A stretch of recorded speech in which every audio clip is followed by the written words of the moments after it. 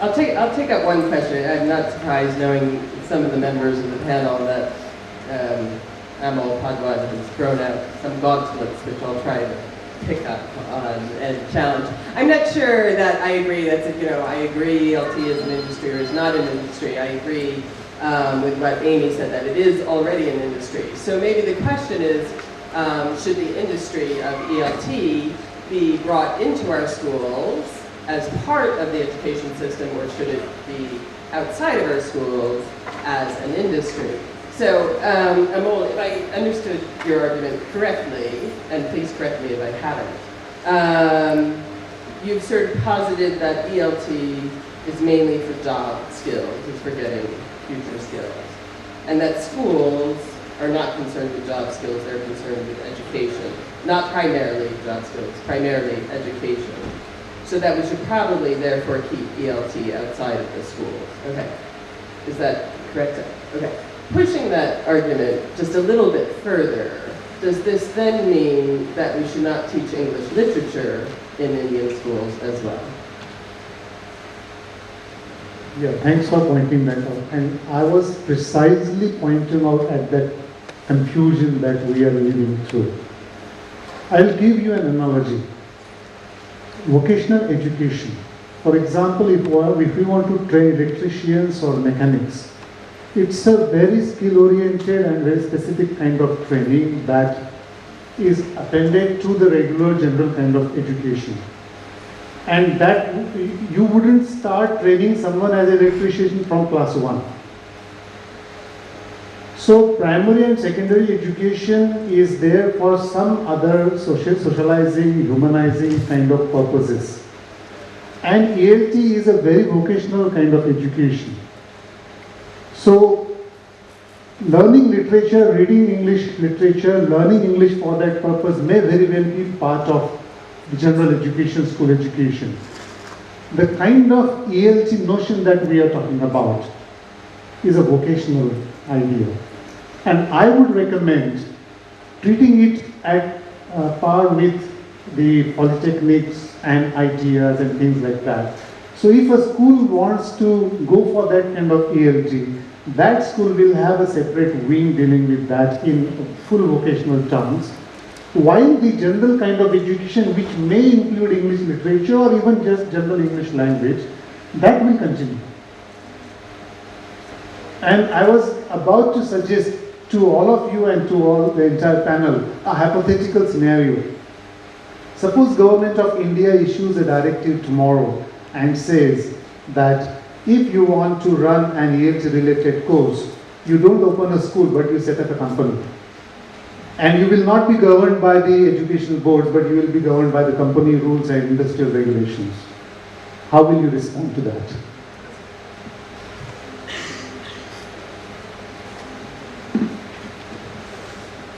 Well, I think this is where the negative part of the word industry comes into the picture, because there are two questions. One is the last question that Amol has just raised, suppose the government says, and the other is how we handle language classes in schools. That is a major issue. And if we don't answer this question properly, then we get into the other questions of, because people don't know English very well, so you have to set up, send them to ELT schools separately, outside the education system.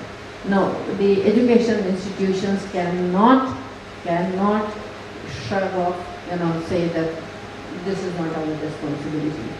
We really have to address this question of literature as a means to language teaching, and what kind of literature will become a means to language teaching, what kind of text can we use to enhance language teaching, because language is primary and literature is not something which can be thrown out of the syllabus because language is center stage. No, the literature is the means, literature provides the context, and that has to be there.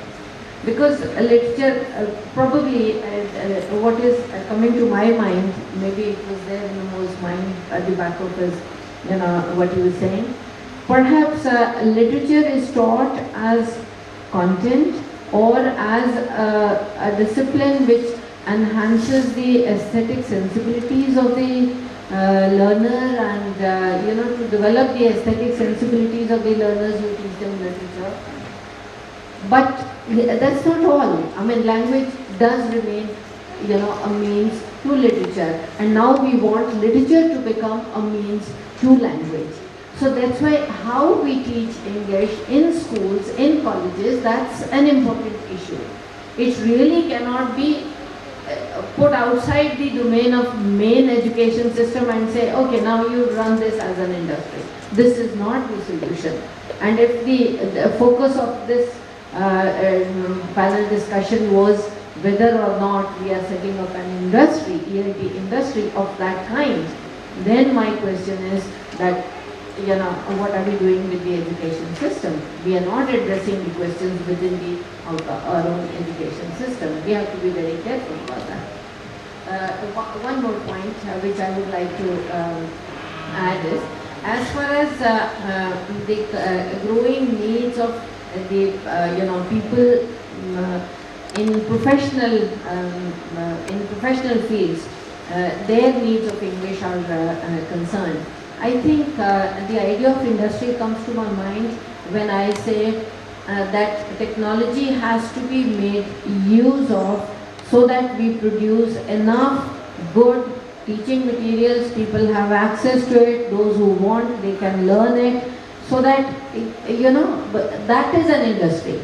You prepare programs, you prepare syllabi, you prepare self-taught materials, and they have to be done by well trained and well educated kind of people. Well, I mean the people from higher education, because ELT itself is not a discipline in itself, because it's a mix of psychology, it's a mix of linguistics, it's a mix of education. You have to know some learning theories, you have to know how the learner's mind works.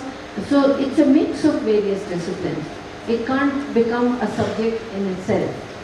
So this is how I respond to some of the questions. Perhaps the industry has to answer a few more things where you can help us, with the teaching programs. See, to my mind, this debate of whether it should happen in the traditional school, higher education space or in the industry space, it's meaningless. India is a huge country. We have large numbers, 120 crore people, the world's youngest workforce, the world's youngest youth power we have. We have the challenge of numbers.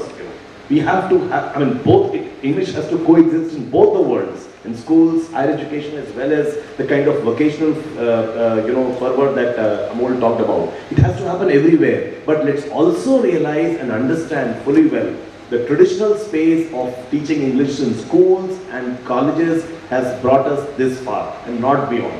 It is not able to churn out good numbers of reasonably good quality. It is not happening, and therefore you have to have it in a parallel space where, I fully agree with him, that, it has to have a vocational fervor and, for English for jobs, very clearly. Let me put it crudely like that. English for jobs, English for employment, I think it's very important, and that our schooling system, our higher education system has not been able to do justice to that requirement of the country. So what is the choice we have? Would we make the country bleed for a good number of, for a critical mass of English speaking and English knowing kids and youth?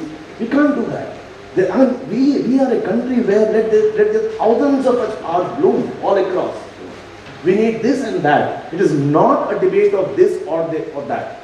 Everything has to coexist because we need the numbers, and even whatever improvement is required in the English language or literature teaching in schools and higher education, even that needs improvement. We'll all agree to that. I think we need this, that, and everything. It's a huge requirement. We are from the country which is rightly so obsessed with numbers. Unless we have the numbers, we are going to see a very, very huge socio-economic upheaval going forward unless we make our 120 crore people or a very substantial part, part of them employable, gainfully deployed. Adding to to the society, to the economy, and so on and so forth. And English is the common denominator in terms of gaps that we have studied everywhere, employability gaps, even more than soft skills. I would absolutely add to that. If I were to start learning Chinese now, I wouldn't be able to access Chinese literature without the building blocks. I need building blocks in terms of understanding language and basic language. And in terms of communication, in terms of functional language, this is what's needed for the job, the workforce.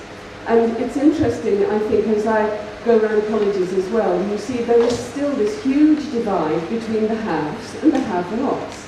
Those students who haven't had a basic English communicative language education get to colleges of engineering, they're not terribly interested in literature, I have to say. They're interested in their particular domain. They're interested in engineering or electronics. That's what they want to do. That's their passion.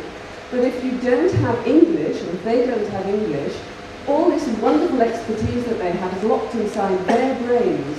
They're not going to be able to make use of it on an international stage and to share with the rest of us all this brilliance that they have. So for me, the fundamentals start very early on in terms of the building blocks of language for communication. And once you have that, then you can branch into literature, which is absolutely essential for the whole person. No doubt about that. But equally, you can branch into communicating this wonderful knowledge that you have in your particular domain. Just to add one more point, you talked about China. Just to throw a data point.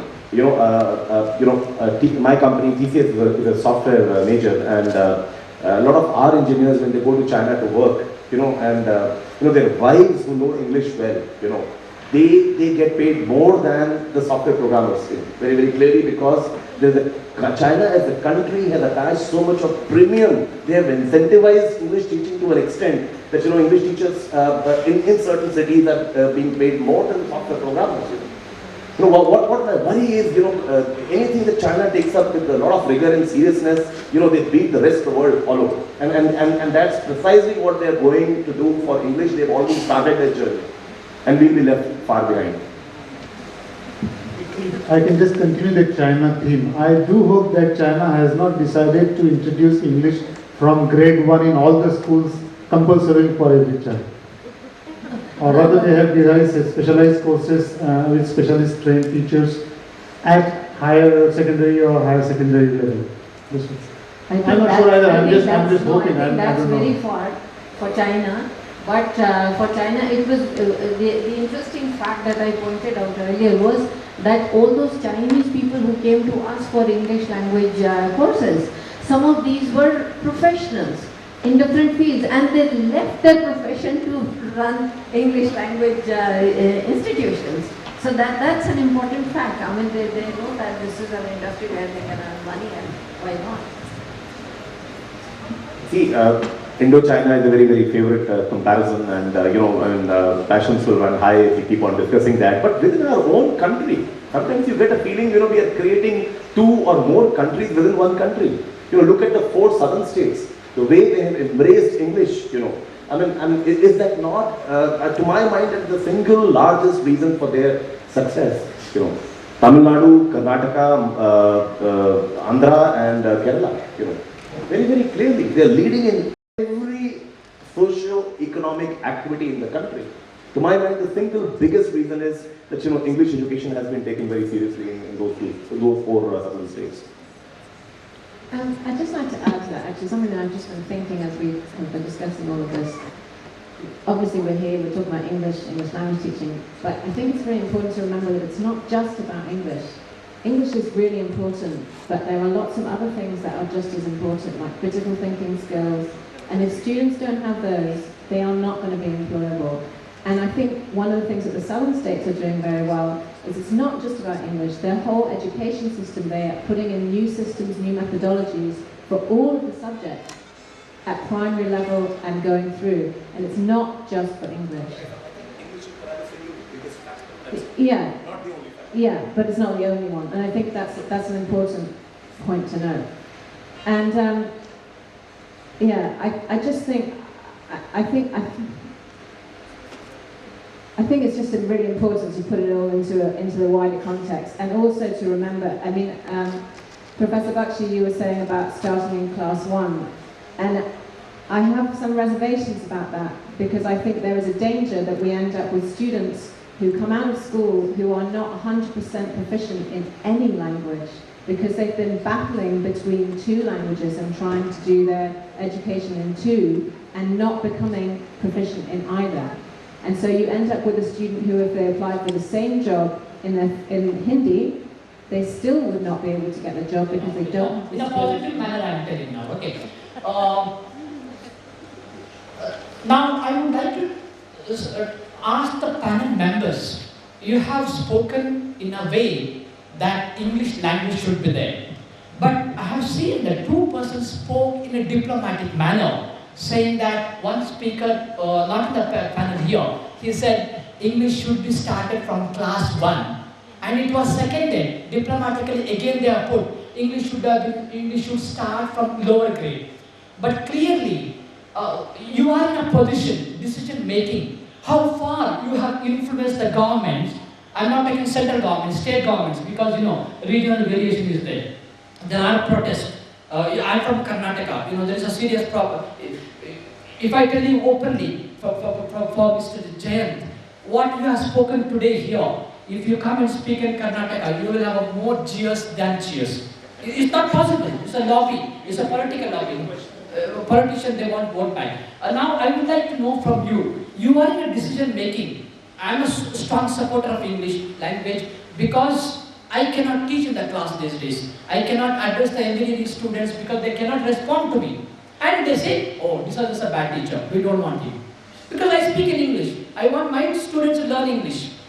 I don't teach in bilingual. No, I don't believe in that. Okay, now, I would like to know, you are in a decision-making process. How far you have influenced the government to make a policy and see to that from the grade 1 itself or nursery itself, start from English medium. Please use that word. Because if you use that word, you know what happens in the society, how they react outside, So I would like to know from your side, what you have done so far, except for Mr. Jayant, because he is involved in this idea. Say, for example, you must be knowing BATF, Bangalore Agenda for Task Force. When Krishna was the Chief Minister, Infosys Chief, Narang was there, he openly said, but people did not like him. When he said openly, start from the primary itself, English medium, people did not like him, in Karnataka especially. When it was said, it's not possible now. So, how are you going to eliminate this kind of vote banking or system of politicians who will come and say, now see, they do not know, they say, see, China, we have engineers, South Korea, they study in a mother tongue, but they have grown up, they say. But how far you are going to put that? I think I could request the panelists to answer that. Yeah, I'm not going to respond to your question on the panel, but I just want to appreciate that you are thinking of us very highly. But we would like to make it clear that I don't think any of us is in the position of decision making or influencing the government. We do keep studying the situation perhaps more closely than some others, but then we felt flattered. Just wanted to add something. The politicians you talked about, the same very politicians, they represent a split personality when it comes to teaching their own kids. They go to the most celebrated English schools in the country or abroad. I mean, it's a duality that they exhibit, which is very, very unfortunate for the country. Yes. Any other question, please? Librarity should be given the status of an industry in India or not. And this is a debatable question. But my question is that, do you think we will find the solution of all the problems if ELT is given a status of industry in India? Because as far as our role as an English teacher is concerned, our main motto is like, our students, they should speak correct English. Clear? So do you think if we provide ELT a status of industry in India, we will find the solution of all these problems?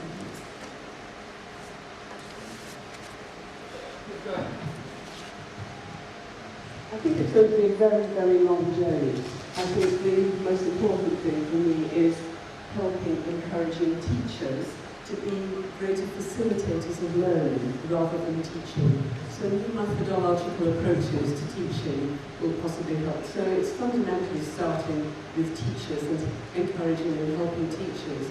Regulation, which is the part of industry that I sort of picked up on, regulation can help with that, but because you are such a diverse country, because each state has its own government, each educational minister has his own particular agenda, it's going to be very, very complicated.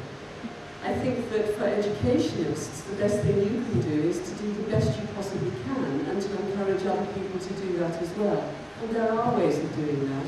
But of course it's costly. For individuals, if you go on a course or take a certificate to prove your ability, this costs. And not, as you just heard, teachers are historically poor. So unless there's support given from someone, it is going to be very, very challenging. Good afternoon, sir. Sorry, just a quick comment. It has to be a responsible industry, not any industry. It has to be a very, very responsible, restrained industry with the proper regulation, as Angela spoke about.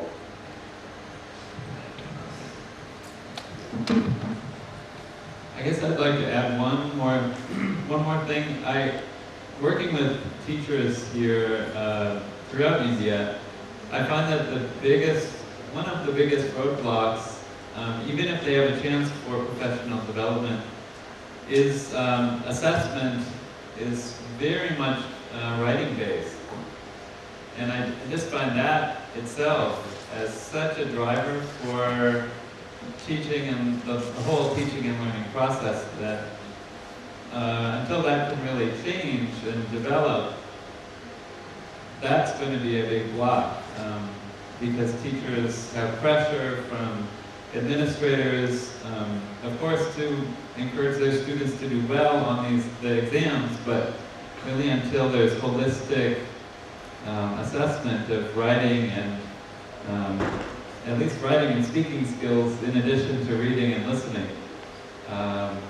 The communication skills of students, I fear, are not really going to develop, especially throughout government schools. All right. Can I? Yes. Because several times you all will agree that science and technology is very important for the development of any country. And several times I used to work for CSIR, their papers used to come back and they used to say the grammar is bad, the English is bad. For example, I teach in Germany and they want to say that we don't understand English, but they do want to publish their papers in high impact journals like Science and Nature. And there they want to learn English. So there should be one common language, and if the English is good, the expression of science is also good. So I'm very much being a scientist, I'm very much in favor of teaching English. And it is very important, especially for the developing countries like India. Can I say one quick question? I've been in the industry side for 6 years and now in the education side. Let's accept one thing, that today education is for employability. It's not for gaining knowledge. Those days are gone. With the kind of Jayant you're talking about the development of dividend, that each person is looking to be employed. And that's why he's studying. And therefore, for employment, there is absolutely no denying the fact that English is absolutely essential, is as essential as the core subject knowledge. Industry, no industry, but the fact is that you cannot, I repeat, you cannot do without the English language. Thank you. Yes, sir. Yours would be the last question. Can we say that all education is for employability? Or just the employability becomes priority when we pass the minimum school education and then go for higher education? I don't think someone learns geography in class 2 or 3 to become geologist or history to become a historian. So until the school ends, it's a general kind of education, and then if someone joins an undergraduate course in geography, we have chances to say that he might become a geologist. Can we not apply the same analogy for English? And this is my personal opinion, the huge pressure on teaching and learning of English and teachers not being able to deliver what the society wants is in nursery, in KG1, in first standard, the parents and the teachers and the society in general start thinking that this is why my child is learning English. From grade 1, they want to start learning English for employability. And I think that adds to the burden, and that's what we are not able to do what we are expected to do. All right. That gentleman in the Heritage. Learning a language is a very innate and something that is very unconscious and subconscious. For that, we can begin teaching it. Can you stick to 2 or 3 sentences? Yeah, very true. But I have 2 or 3 questions, and that is why since long I was waiting for my chance. So please pardon me and allow me. First question is to the ma'am who shared that literature should be the part of language teaching, because nowadays literature, see, in American case, the great American literature is equal to great economic depression. Gentlemen, can you frame the questions, please? Don't make any explanation. Okay, so I think that the literature is not a substitute for language teaching for professional purpose. And then I need an answer that language as a tool can't be used through literature. That is what, and please explain it. Then second one, whether we like it or not, social changes can't be stopped by us, and English is already getting the status of an industry in India. So we can't stop it. And then these changes, it is, you have already framed 3 questions. And the last one with regards to the political lobbying. The political interests, they are adding to the growth of English instead of hampering it. And for that purpose, we need to develop some strategy to address it also, because we are finding here that industries are welcoming, or academicians are welcoming the biodatas of Hindi teachers in English also.